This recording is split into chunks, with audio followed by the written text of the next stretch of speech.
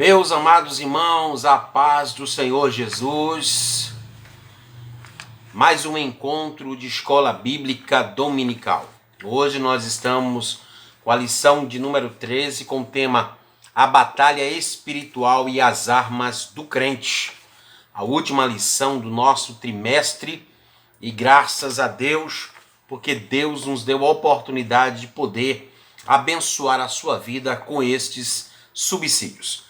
Queridos irmãos, eu quero ler aqui o texto áureo que está em Efésios, capítulo de número 6, versículo de número 11. E desde já eu convido você para pegar a sua Bíblia, para pegar a sua lição e estudarmos comigo a poderosa palavra de Deus.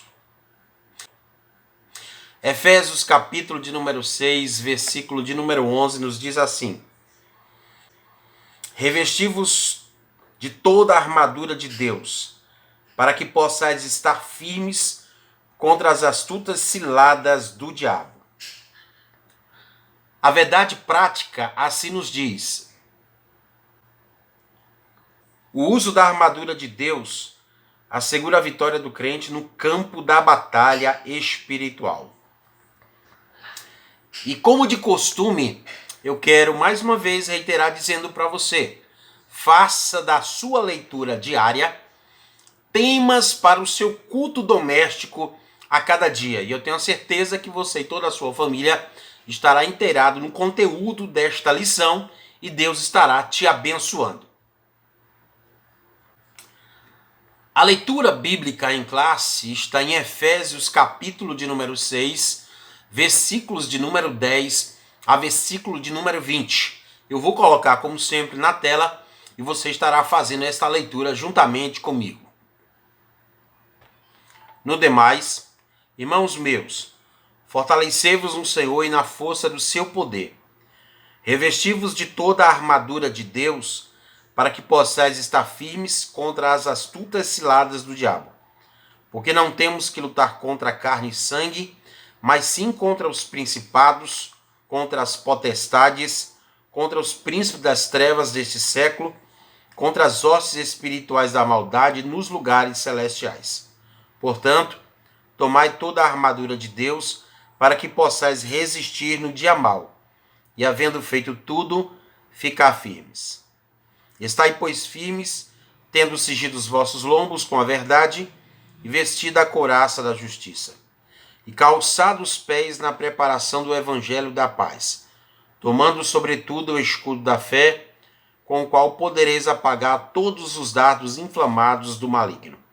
Tomai também o capacete da salvação e a espada do Espírito, que é a palavra de Deus, orando em todo o tempo, com toda oração e súplica no Espírito, e vigiando nisso com toda a perseverança e súplica por todos os santos.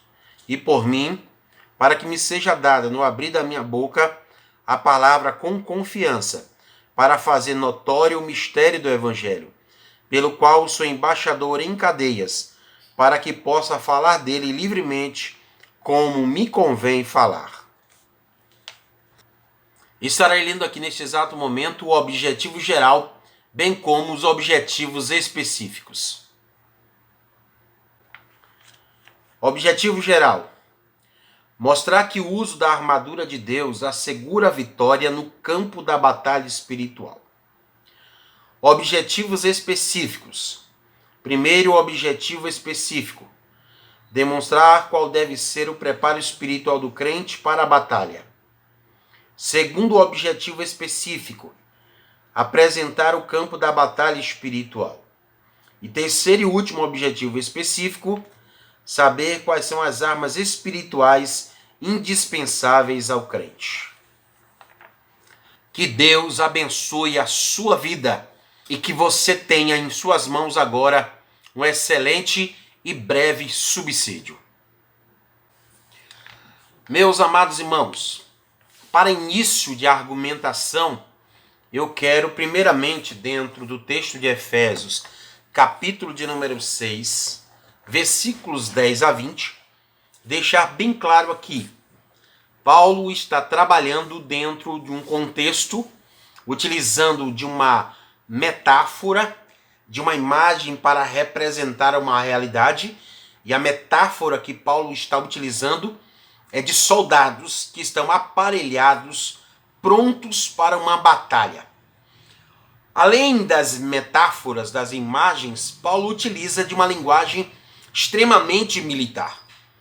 Vamos parar aqui e observar que esta imagem e esta linguagem que Paulo está utilizando, ela é entendida, é compreendida pela maior parte dos teólogos e comentaristas, que ela vem de Isaías, capítulo de número 11, versículos de número 4 e 5, bem como de Isaías, capítulo 59, versículo 17.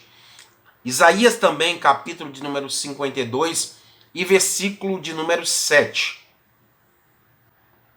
Em todas estas três passagens, a imagem ali retratada dentro do profeta Isaías é de Deus como um grande guerreiro.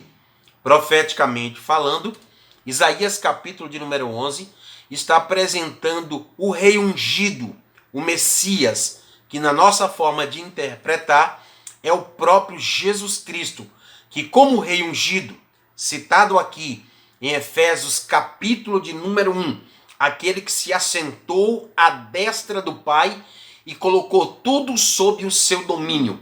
Isaías cita profeticamente. Cá, Paulo, em Efésios capítulo de número 1, começa a mostrar que a supremacia, o reinado deste grande guerreiro já iniciou-se na era da igreja e terá continuidade histórica e profeticamente falando nos últimos dias da história da humanidade. Queridos, esta imagem do profeta Isaías e a linguagem utilizada é bem clara e enfática a este respeito, ao ponto de que o próprio Paulo, no capítulo de número 6, ele diz: tomai toda a armadura de Deus para que possais resistir no dia mau. Observe aqui que ele está falando das armaduras de Deus. Isaías está tratando justamente do cinto da justiça e do cinto da verdade no seu capítulo 11 do seu livro. Isaías está falando da couraça e do capacete de Deus no capítulo 59, versículo 17. E ele está falando também dos sapatos que serão calçados nos pés dos propagadores das boas novas, no capítulo 52, versículos de número 7, que está lá no seu próprio livro. Esta mesma imagem, essa mesma metáfora, essa mesma linguagem está sendo utilizado pelo apóstolo Paulo aqui para fundamentar a sua tese e a sua argumentação a respeito de que a igreja ela está numa batalha. Batalha esta de natureza extremamente espiritual. É imprescindível também eu deixar aqui enfatizado para os irmãos de que o apóstolo Paulo ele não está descrevendo todas as armaduras que Deus o tem e que tem dado e equipado a sua igreja para uma batalha de natureza espiritual. Observe aqui que falta ainda citar as duas pequenas espadas, como alguns queiram dizer, duas pequenas facas que eram carregadas na cintura de um soldado romano. Por que de um soldado romano? Porque além dele tratar da imagem do soldado em Isaías, capítulo de número 11, capítulo de número 52, capítulo de número 59, nos versículos já citados anteriormente, aqui ele está usando justamente alguns elementos que eram usados na vida dos soldados romanos. Ele vai falar da espada, ele vai falar do grande escudo, ele vai falar também dos dardos do inimigo, de vários outros instrumentos que eram usados na guerra e que são aplicados para a batalha espiritual pela qual a igreja está envolvida. Mas observemos, esta batalha espiritual ela não aconteceu quando da existência da igreja. Esta batalha espiritual ela existe desde o princípio de todas as coisas. Vamos observar aqui, fazer uma análise dentro do próprio livro de aos Efésios. Nós lemos na primeira lição e tratamos da primeira para a segunda sobre o plano divino, o plano das eras. Deus estabeleceu todas as coisas, criando-as, estabelecendo para cada coisa criada o seu propósito individual e o seu propósito geral, e o propósito especial para a igreja. Vamos observar aqui que Paulo não trabalha com hierarquização militar. Ele não fala diretamente aqui de centurião, ele não fala de outros tipos de soldados da guarda romana, guarda pretoriana, mas ele trabalha em linhas gerais dizendo que nós estamos imbuídos numa batalha e todos precisam estar aparamentados. Observe aqui que Paulo trata apenas da imagem de Jesus Cristo como sendo o grande rei, que está lá no capítulo de número 1 de aos Efésios, onde ele diz que este rei morreu, ressuscitou, subiu aos céus e está hoje à destra do Pai, acima de todo principado e potestade. É o rei vitorioso.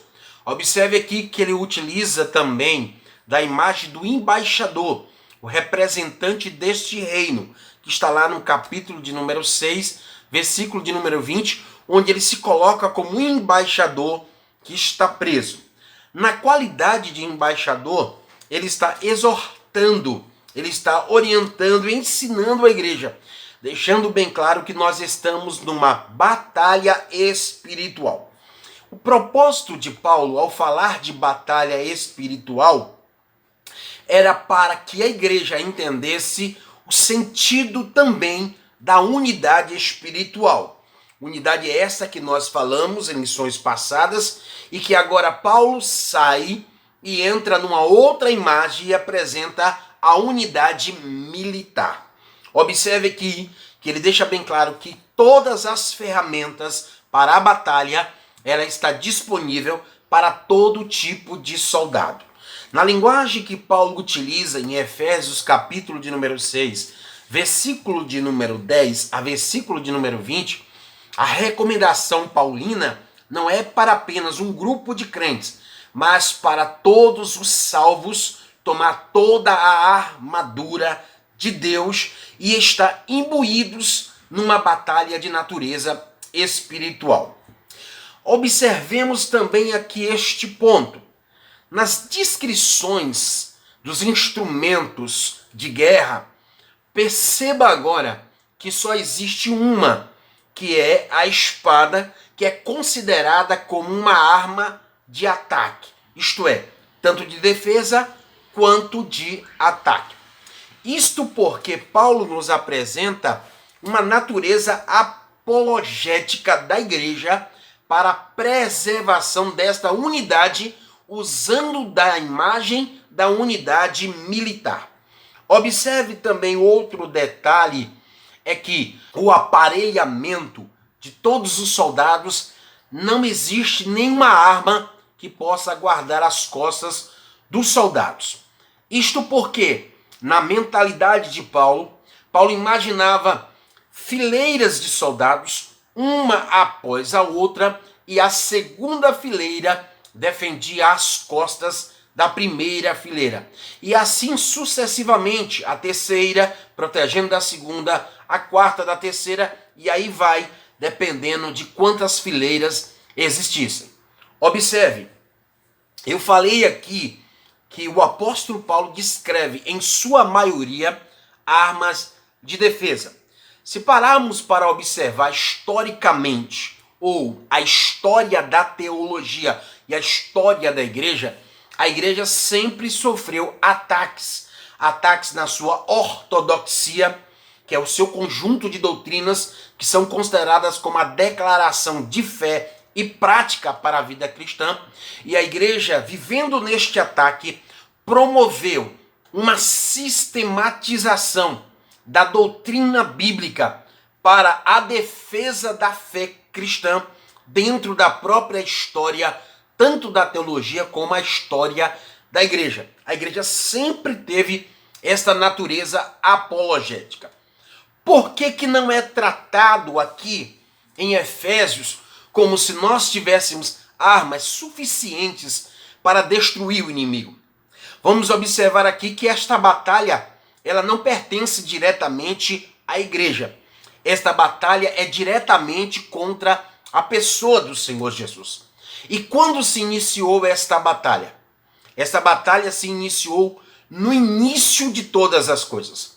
A Bíblia diz que Deus havia criado todas as coisas. Olha que Paulo está tratando disso no capítulo de número 1. E ele reitera no capítulo 3, versículo 9 de aos Efésios, que Deus criou todas as coisas. Dentre as coisas criadas, havia um ser angelical, que a Bíblia vai nos dizer em Isaías capítulo de número 14, versículos de número 12 a 14, como Ezequiel capítulo de número 28, versículos do 12 ao 17, em que este anjo olhava para si e via uma perfeição, uma beleza, um refulgor enorme, um brilho tão resplandecente que ele se achou o mais belo e mais perfeito de todos os anjos e se exaltou. Ao se exaltar, ele diz então: eu subirei acima das mais altas nuvens, acima das estrelas, e diante do norte da congregação eu estabelecerei o meu trono. Então observe que esta batalha ela se inicia quando Satanás usurpa o trono que era de direito da pessoa do Senhor Jesus. Eu citei aqui de um hebraísmo em uma das lições passadas e deixei bem claro que na expressão hebraísta norte da congregação traz a ideia do sentido de à direita de Deus, já que os céus não existe norte, sul, leste e oeste. É um hebraísmo que traz a ideia do lado direito de Deus, do trono de Deus. A quem se referia Satanás nessa linguagem de Isaías? A que se tratava então sentar-se no norte da congregação? Numa referência histórica passada de tomar o lugar que era de direito da pessoa do Senhor Jesus Cristo. Mas, escatologicamente, aponta para o momento que ele também vai continuar na luta, usurpando um trono, uma posição de rei que é devida à pessoa do Senhor Jesus nos tempos da grande tribulação, quando ele, através do anticristo, se assentará no trono de Deus por meio de um personagem humano. Queridos, mas observe agora que o inimigo sempre usurpou o direito que é de Cristo.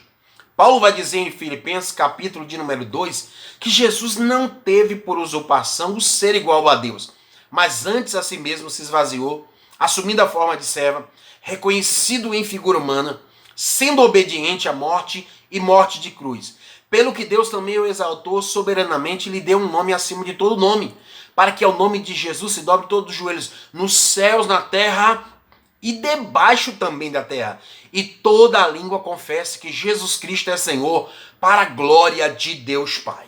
Então observe aí que esses textos corroboram a ideia de que esta batalha não existe desde agora. Ela existe desde o início da criação, porque Satanás usurpava o trono de Cristo, o norte da congregação, a direita de Deus. Mas observe que ele diz: eu serei semelhante ao Altíssimo.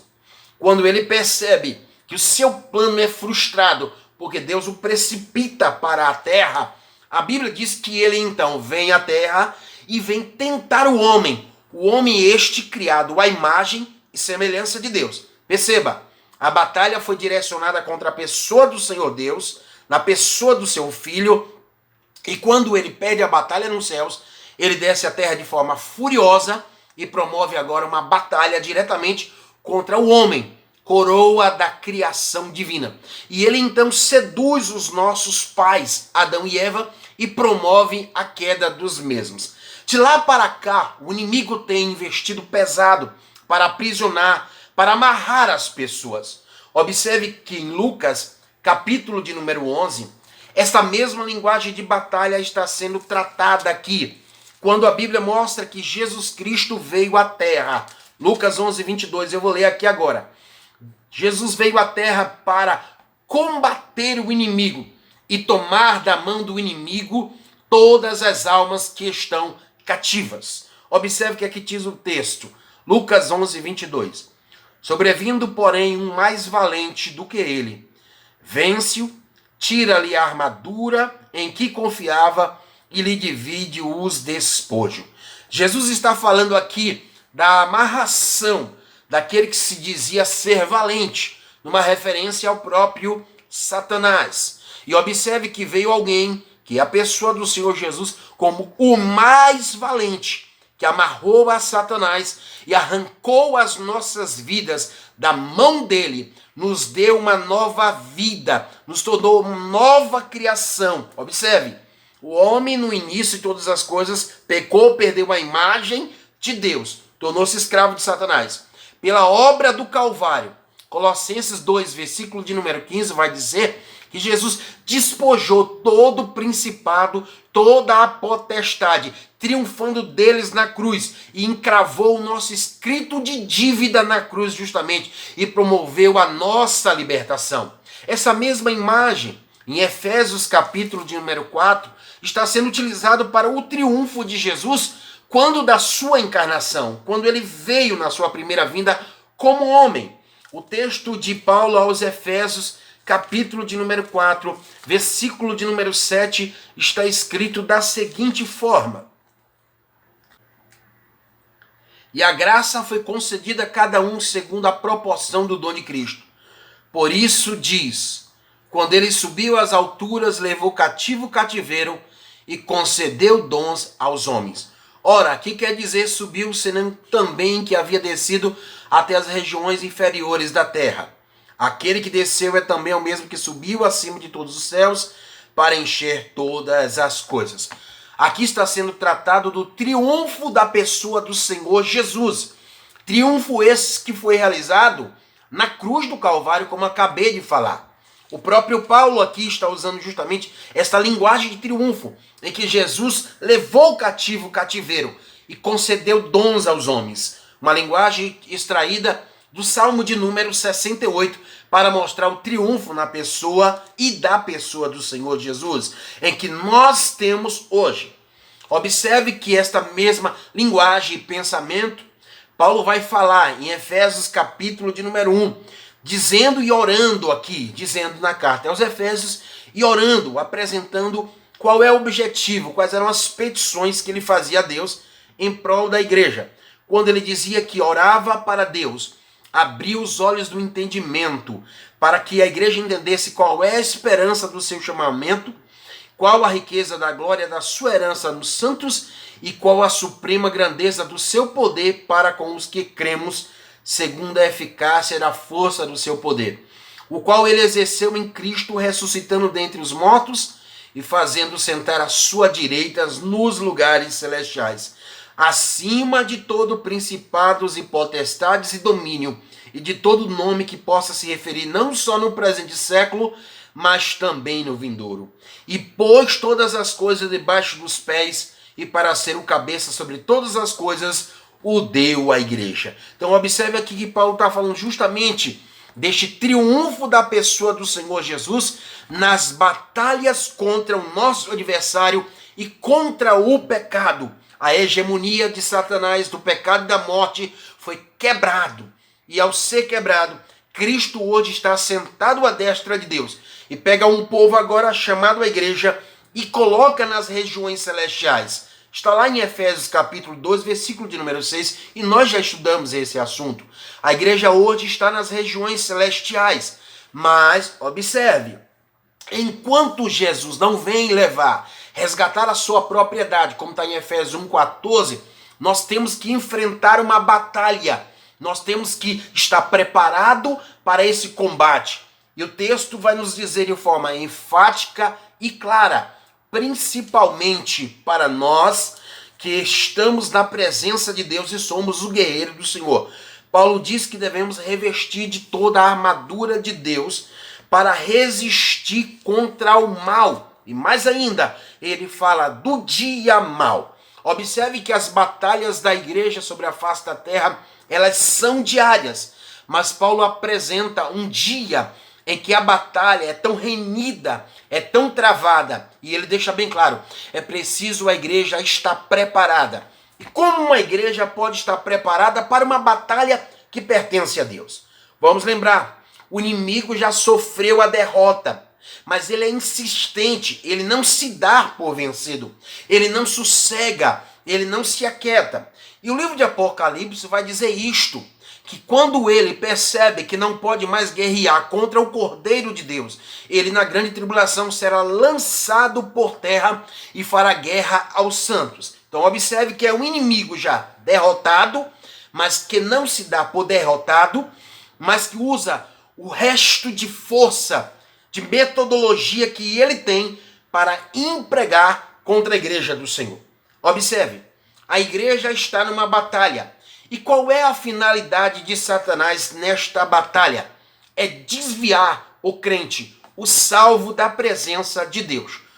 Quando um salvo ou uma pessoa que está na igreja se diz salvo, ele sai da presença de Deus, a estratégia do inimigo é justamente essa, para tentar anular na vida daquele indivíduo o plano da adoção e o plano da predestinação na vida deste. Porque o inimigo não sabe, só Deus sabia em sua presciência quem seriam os eleitos e predestinados. E Deus o sabe até hoje e saberá sempre quem são os eleitos e predestinados que desfrutarão então das bênçãos no reino celestial do Senhor Jesus Cristo.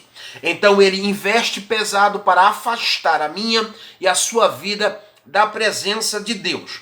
Aqui Paulo diz que havendo feito tudo, isto é, combatido o bom combate, enfrentando todo tipo de batalha, enfrentado o dia mal, a recomendação paulina é ficar firme, não se dar por cansado, esmorecido, desistir e tirar agora todas as ferramentas que você tem em mão e deixar de lado.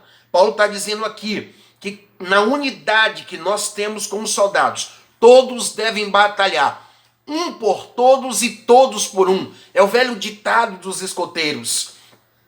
Observe aqui, queridos, que é um ditado que serve hoje também para a igreja. É um por todos e todos por um. Nós batalhamos por Cristo. Cristo batalha por nós. Nós batalhamos em defesa da fé que foi entregue aos santos. Observe que Judas 3 está falando de uma fé que foi dada aos santos. E esta batalha refere-se ao conjunto de doutrinas que nós devemos defender. Observe que a batalha sempre é vista dentro da perspectiva apologética. Defender a fé. Porque eu disse e repito, a batalha não é nossa. A batalha pertence a Deus. Deus apenas nos muniu agora com as suas ferramentas, com as suas armas. E disse para nós, tomai as armas, usai as armas, fiquem firmes, não se dê por vencido. O apóstolo Paulo aqui está dizendo para nós, nesta mesma carta, que nós devemos nos fortalecer no Senhor e na força do seu poder. Todo soldado romano, antes de sair para a batalha, ele se preparava física, psicologicamente, se alimentava, se fortalecia para depois ir para o combate. Aqui Paulo está dizendo, se o combate é de natureza espiritual, vocês precisam espiritualmente estar forte no Senhor. E na primeira oração que Paulo fez, Paulo diz, eu quero que vocês entendam a grandeza do poder que foi manifesto em Cristo e triunfou sobre todo o principado e sobre toda a potestade. Então ele está dizendo, se a igreja compreender esse poder, vai entender que a batalha já está garantida.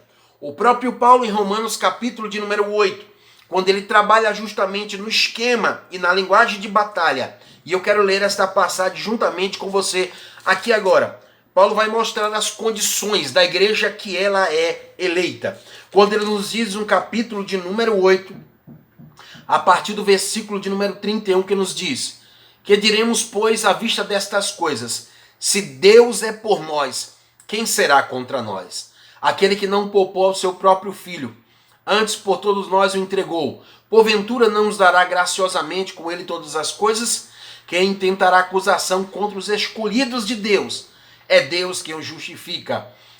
Quem os condenará? É Cristo que morreu antes, quem ressuscitou, o qual está à direita de Deus e também intercede por nós. Quem nos separará do amor de Cristo? Será tribulação, ou angústia, ou perseguição, ou fome, ou nudez, ou perigo, ou espada? como está escrito: por amor de ti somos entregues à morte todo dia. Fomos considerados como ovelhas para o matadouro. Mas em todas estas coisas somos mais do que vencedores por aquele que nos amou. Somos mais que vencedores porque a nossa vitória já está garantida na cruz do Calvário. Basta, como disse Paulo, tomar a armadura, permanecer firmes. Observe que aqui diz o versículo 38 e 39 de Romanos 8. Porque eu estou certo de que nem a morte, nem a vida, nem os anjos, nem os principados, nem as coisas do presente, nem do porvir, nem os poderes, nem a altura, nem a profundidade, nem qualquer outra criatura poderá separar-nos do amor de Deus que está em Cristo Jesus, nosso Senhor. Então a batalha já está garantida. O que eu e você precisamos fazer é não desistir, é não recuar. Olha o que diz o autor de Hebreus, capítulo de número 10, do versículo 38. Que o justo vive pela fé, e se ele recuar da batalha, Deus não terá prazer nele. Então, queridos, é preciso insistir, é preciso persistir nesta batalha. O próprio Paulo, que escreve aqui, dizendo para a igreja enfrentar essas batalhas, ele disse também em 2 Timóteo 4,7, para aquele jovem, ele diz: combati o bom combate, acabei a carreira, guardei a fé. Aí é uma lição para nós, porque o mesmo Paulo que diz para nós que nós estamos imbuídos num combate, ele mesmo estava encerrando o seu combate, porque a sua vida já estava sendo traçada em termos de sua morte. E ele sabia disso e já disse: combati o bom combate, mas eu, apesar de ter acabado a carreira, eu guardei a fé. E a fé é uma das ferramentas essenciais para o guerreiro, é o escudo da defesa que fica no braço esquerdo daquele soldado que não desiste, mas que luta contra todos os dardos inflamados do inimigo. O próprio Paulo, em 2 Timóteo, capítulo de número 2, ele havia exortado o próprio Timóteo, um jovem que estava iniciando o seu ministério há pouco. Ele, que já era um soldado mais experiente. Ele diz então em 2 Timóteo, capítulo de número 2, versículos de número 3 e 4. Participa dos meus sofrimentos como um bom soldado de Cristo Jesus. Nenhum soldado em serviço se envolve em negócios desta vida, porque o seu objetivo é satisfazer aquele que o arregimentou. Então você quer agradar a Deus?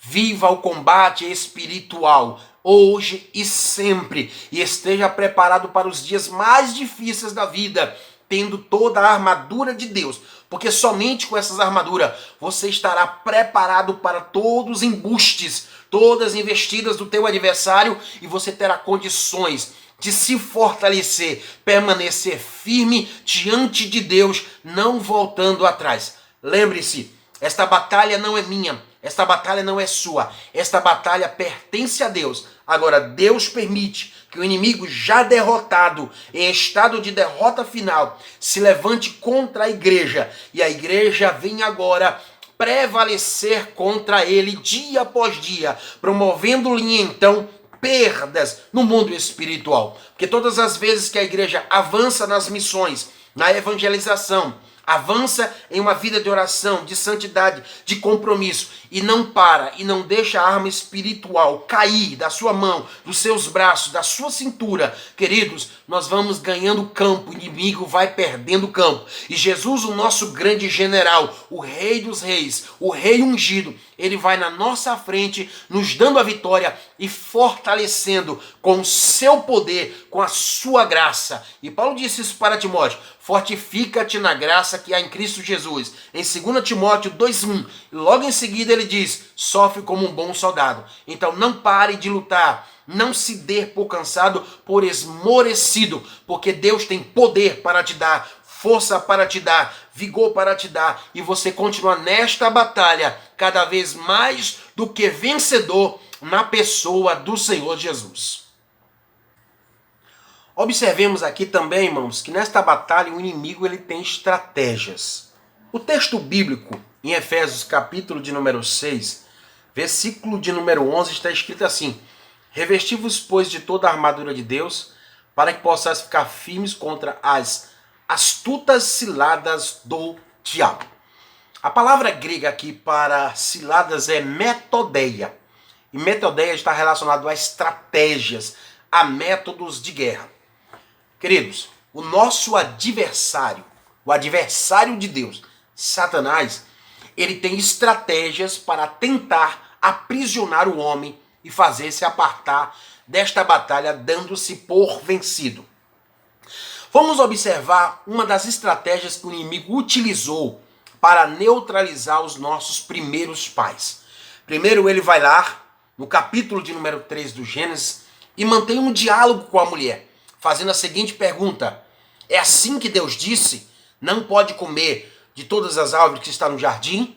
E ela entra no diálogo, como uma mulher curiosa, e diz: não, apenas a árvore que está no meio do paraíso, esta nem dela pode ser tocada.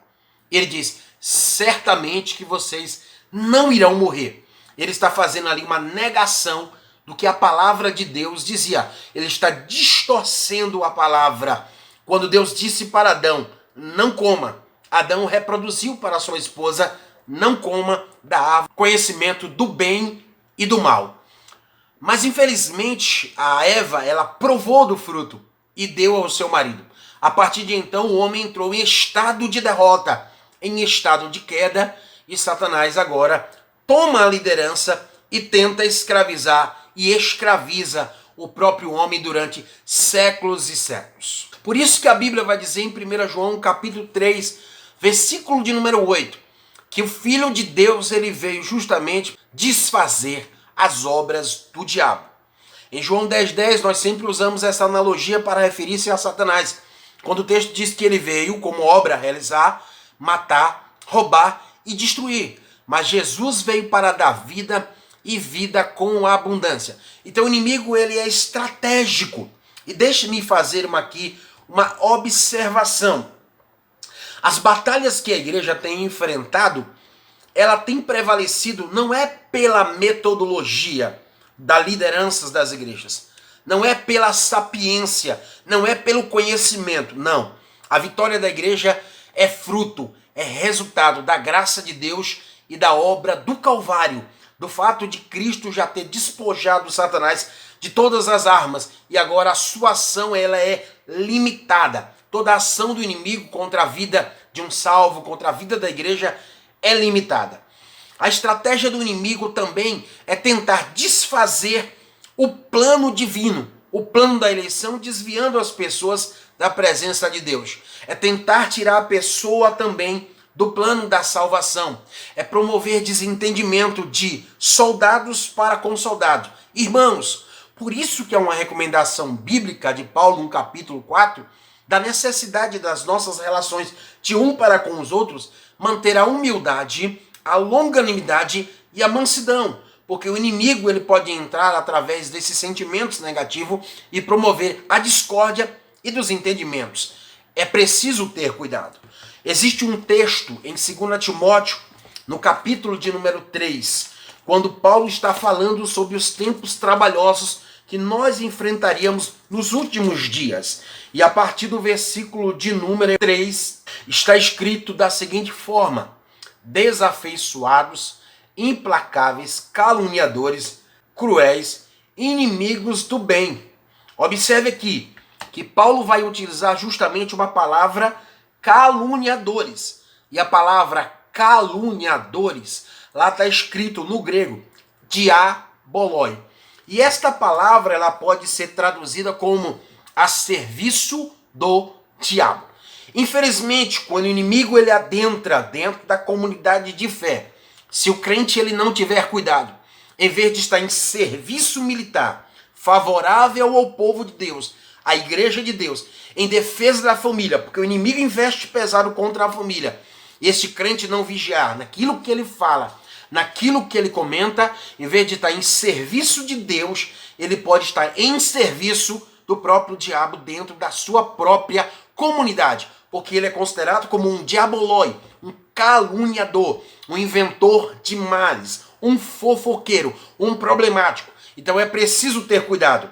Utilize das armas de Deus, não utilize das armas do inimigo, da mentira, da discórdia, do desentendimento, do levante, do disse-me-disse, de jogar um contra o outro, de ficar no ouvido de um, de outro, de lideranças, querendo jogar liderança contra A, contra B, contra C, porque isso é uma atitude de alguém que, em vez de ter utilizado as ferramentas de Deus, usou as armas de Satanás para tentar separar, criar suspeitas ruins contra a vida de outros, obreiros que jogam obreiro contra outro, que futrica um contra o outro. Tudo isto é diabolói, caluniadores a serviços de Satanás dentro da igreja, que infelizmente está fazendo às vezes certas batalhas individuais, ou de grupos, ou de comunidades, perder campo, perder então para Satanás. Mas é preciso acordar para a realidade. Paulo diz: tomai toda a armadura de Deus. E Paulo diz: as armaduras de Deus, elas não são carnais,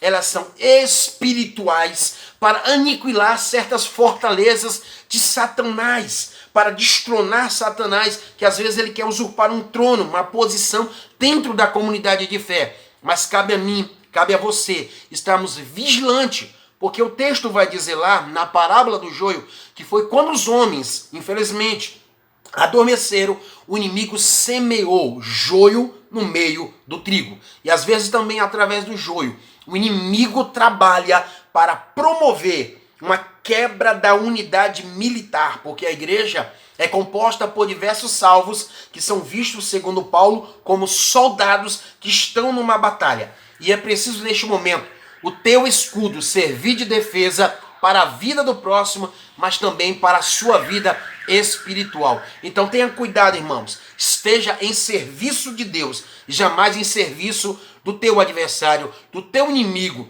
do enganador, daquele que usa da mentira, daquele que usa da heresia, daquele que usa de todas estratégias e armas carnais para derrubar a minha e a sua vida. Tenhamos cuidado.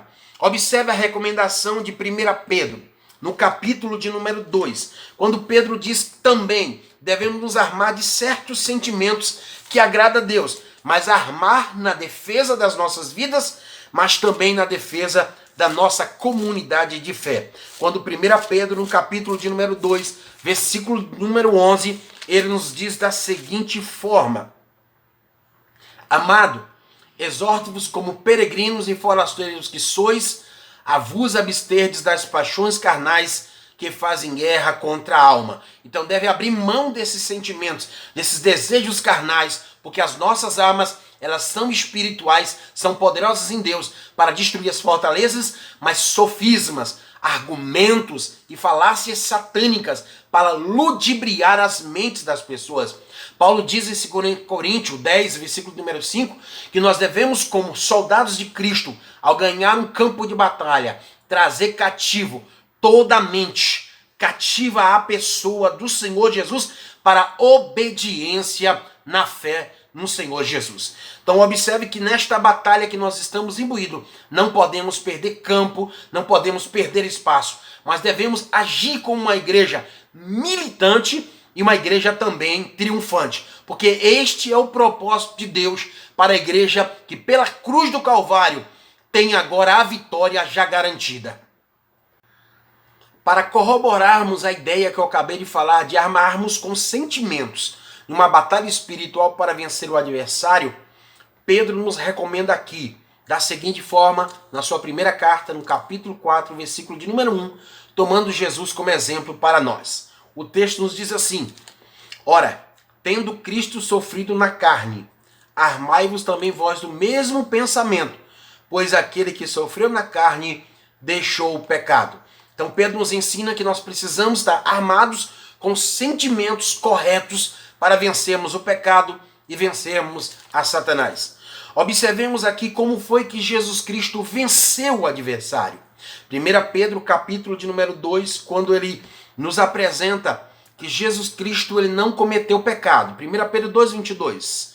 O qual não cometeu pecado, nem se achou em sua boca engano. Pois quando ele ultrajado, ele não revidava, ele não dava vingança, agia com mansidão. Observe a necessidade de estarmos munidos com o sentimento da mansidão. Quando maltratado, não fazia ameaças, mas entregava aquele que julga retamente. Observe a paciência dele, que entregou nas mãos de Deus, para que Deus agisse. E o texto de número 24 diz: carregando ele mesmo em seu corpo sobre o madeiro os nossos pecados, para que nós, mortos para os pecados, vivamos para a justiça.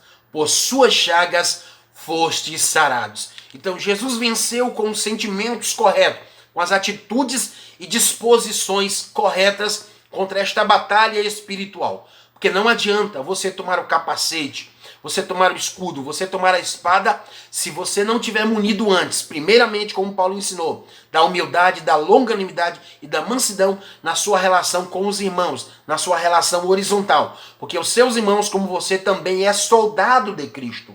E Cristo venceu justamente a Satanás quando ele mesmo, nos diz o texto bíblico, que vivendo em forma de Deus, está lá, Filipenses capítulo de número 2, versículo de número 6. Pois ele, vivendo em forma de Deus, não teve como usurpação o ser igual a Deus. Mas por que Paulo usou essa palavra aqui? Porque no versículo de número 5, Paulo também vai nos orientar a nós. De sorte que há de vós o mesmo sentimento que houve em Cristo Jesus. O sentimento da humildade, ao ponto de se esvaziar. E ao esvaziar-se, a Bíblia diz que passou por todo o processo quando humanizado, quando tornado homem, vindo à terra, morrido morte de cruz. Aí a Bíblia diz, depois disso Deus o exaltou soberanamente, isto é, concedeu poder a Jesus, fez Jesus triunfar sobre principados e potestades, colocou a sua direita acima destes poderes, mas conferiu à igreja o direito também de sermos vitoriosos pela cruz do Calvário, pela obra que ele realizou em nosso favor. Mas é preciso ter o sentimento da humildade e da mansidão para trabalharmos em defesa uns dos outros e não uns contra os outros. É isto que a Bíblia nos recomenda. Mas para que isto se torne uma realidade, é preciso, primeiro, dentro de nós, estarmos psicológica e moralmente preparados, com as disposições corretas para entrarmos numa batalha espiritual, porque senão podemos nos tornar peso para esses outros soldados que estão na batalha. Observemos também, querido, que o apóstolo Paulo vai usar sempre uma linguagem exortativa. Ele nos diz assim, revestivos. Ele usa outra linguagem, tomai, resistir. Ele usa também a palavra, estai firmes, cinjam-se, vistam-se, calce, embrace, tomai. E ele sempre usa essa expressão com a finalidade de dizer para o soldado, estejam prontos, estejam preparados, porque a batalha pode irromper a qualquer momento. E ele traz uma recomendação no final dizendo, vigilância. A vigilância era uma ferramenta indispensável quando os soldados estavam na fase de descanso. Haviam vencido uma batalha, mas ainda não a guerra. É o que acontece conosco. Vencemos muitas batalhas, mas ainda não vencemos a guerra. A guerra, quem vencerá é o próprio Jesus. Porque em Romanos 16, 20 está escrito, e o mesmo Deus de paz esmagará Satanás debaixo dos vossos pés. Eu disse que a igreja está numa batalha de natureza apologética com direito a pequenos revanches através da palavra de Deus, que é representada pela espada aqui. Então nós só temos uma arma de ataque. Não temos tantas armas para ataque ou contra-ataque. É mais de defesa. Então a igreja ela tem uma natureza mais apologética. Eu repito, porque a batalha não é nossa, a batalha é de Deus. Mas Deus nos deu a sua palavra como ferramenta para vencermos estas batalhas que nos sobrevêm dia após dia. Mas é preciso, quando vencer a batalha, manter a vigilância. Observe, a vigilância é essencial, porque quando uma batalha é vencida, o soldado, mesmo que alguns estivessem descansando, estivessem recompondo as suas energias físicas, os outros deveriam estar de prontidão. São chamados sentinelas. E nós aqui somos orientados, recomendados por Paulo, para que todos estejam em estado de vigilância. Por que Paulo fala tanto da vigilância na oração?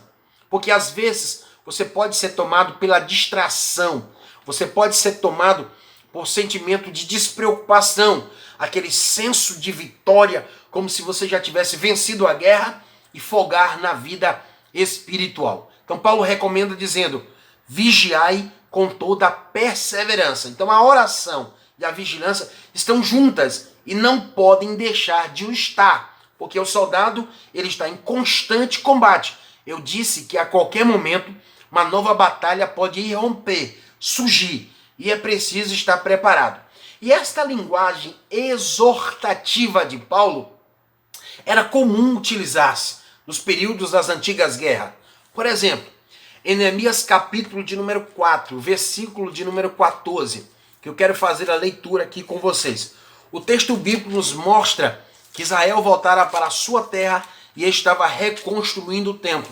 E havia adversários que queriam se infiltrar no meio do povo de Deus para então matá-los e fazê-los parar a construção do templo logo que o povo retorna do cativeiro.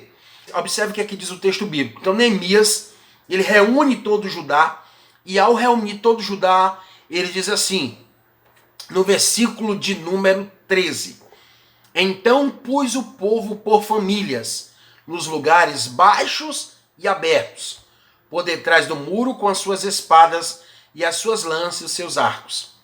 Inspecionei, dispus-me e disse aos nobres, aos magistrados e ao resto do povo, não os temais, lembrai-vos do Senhor grande e temível, e pelejai pelos vossos irmãos, vossos filhos, vossas filhas, vossa mulher e vossa casa. Essa mesma linguagem aqui, eu vejo Paulo utilizar aqui em Efésios capítulo de número 6, dizendo, tomam, guerreiem, combatem, faça isto, faça aquilo. Isto porque Paulo está incentivando o povo para continuarem atentos, ativos e preparados para esta batalha. Eu disse aqui em linhas gerais que o inimigo está investindo pesado contra a família cristã. E aqui Neemias está exortando justamente para batalhar pela família. E nós precisamos, nesse combate que nós estamos vivenciando, de ideologias, de leis que são feitas ou que estão sendo feitas para atingir a própria igreja, para desmerecer a igreja, que está no propósito da unidade divina, que está nos propósitos de Deus. Esses ataques, eles são pesados. E nós precisamos estar munidos com as armas de Deus nesse combate, orando para o Senhor neutralizar toda a força contrária. Observe que eu citei aqui que as nossas armas espirituais, ela desfaz fortalezas, mas anula sofismas, argumentações, falácias, que traz-se a ideia de uma conjectura de palavras, a junção de palavras que tenta ludibriar a mentalidade das pessoas, como tentam até hoje através dessas leis e desses movimentos ideológicos desmerecer a família, com isso enfraquecer a nossa sociedade e por fim enfraquecer a igreja. E a igreja sendo atingida na sua família, a unidade da igreja vai se enfraquecendo, se quebrando, se distanciando. E eu repito, aqui Paulo está falando de uma unidade militar, em que soldados estão guerreando contra o inimigo em defesa um dos outros. E aqui, tomando como base a família, cada soldado deve batalhar pela sua família, pela sua esposa, pelo seu filho, pelo seu marido, pelo seu casamento, pela sua vida espiritual, pela sua salvação, pelo que Deus tem a realizar na vida da igreja, pela própria igreja, pelos pastores. É batalhar em defesa deles, orando a Deus, pedindo a Deus para entrar no campo da batalha e agir naquilo que nós não temos capacidade de agir. Observe que no Antigo Testamento, quando as batalhas eram superiores à força e à capacidade militar de Israel, eles apelavam para o socorro divino. E Deus intervia por meio da oração deles, concedendo-lhes vitórias em batalhas que eram consideradas já perdidas, humanamente falando. Mas quando Deus interviu, entrou na história, e Deus agiu na história, porque Ele tem um comando de todas as coisas. Ele era o rei de Israel, e hoje Ele é o rei da igreja, Ele reina na igreja. Quando nós orarmos a Ele, buscarmos a Ele, veremos as intervenções sobrenatural ou sobrenaturais da parte de Deus, e nós ganharemos mais o campo de vitória, nós ganharemos mais campo, ganharemos mais vitória, as famílias serão alcançadas, vidas serão alcançadas, e é isto que a Bíblia nos ensina. É preciso tomar toda a armadura para ganharmos campo, ganhar vidas, fazer a igreja crescer e o inimigo perder campo nesta batalha. Meu querido, se arme por gentileza. Se você ainda está despreparado, se arme. Se prepare para este momento. Se prepare espiritual, psicologicamente, moralmente, porque aqui as armaduras são retratadas como princípios morais, como práticas da vida cristã que você tem e que serve como defesa da sua vida. Por exemplo, aqui, o escudo da fé é a certeza da salvação. Se você conhece a palavra, se a palavra diz que Jesus já morreu, Jesus ressuscitou e já triunfou sobre o teu adversário, e que a cruz do Calvário é uma realidade histórica, e você é salvo na pessoa do Senhor Jesus, não há motivo para você duvidar da sua salvação. Use o capacete da salvação, use o escudo da fé, creia em Deus, e Deus vai continuar te dando vitória cada vez mais. O inimigo ele pode inventar estratégias, métodos, estratagemas, como ele quiser. Porque Paulo vai dizer em 2 Coríntios 2,11 que nós não podemos ignorar as suas artimanhas, os seus ardis, as suas estratégias contra a igreja. O inimigo às vezes ele tenta se infiltrar, ele tenta ganhar campo, mas nós precisamos, irmãos, mais do que nunca, unirmos força e vencermos cada vez mais esta batalha. Não se dê por vencido. Não se dê por vencido. Esta é a palavra que eu trago aqui de exortação para o teu coração. Meus amados irmãos, que Deus abençoe a sua vida de uma forma maravilhosa e especial. E que você continue na qualidade de mais do que vencedor na pessoa do Senhor Jesus. Que este brevíssimo subsídio possa enriquecer a sua vida e fortalecer a sua fé. Eu mudei mais de uma abordagem sistemática, de uma abordagem com viés mais teológico, para uma abordagem mais apologética, aconselhadora, para que você entenda. Nós estamos numa batalha espiritual. E eu quero encerrar esse trimestre dizendo, segundo a recomendação de Paulo, tome toda a armadura de Deus. Continue nesta batalha, porque se nós continuarmos nesta batalha, nós iremos vencer em Cristo Jesus a guerra final. Estaremos ao lado de Cristo, assentando-se ao lado de Cristo. Não agora no sentido espiritual de Efésios capítulo 2, versículo 6, mas sentando-se através da ressurreição, da glorificação, reinando com Cristo eternamente. E lá, queridos, não haverá mais inimigo, porque o último inimigo a ser derrotado, que é a própria morte, Cristo na cruz o venceu e o vencerá a morte já na eternidade, no seu tempo futuro. E a igreja estará lá para contemplar a derrota de todos os adversários da igreja. Que Deus nos abençoe em Cristo Jesus e a paz do Senhor.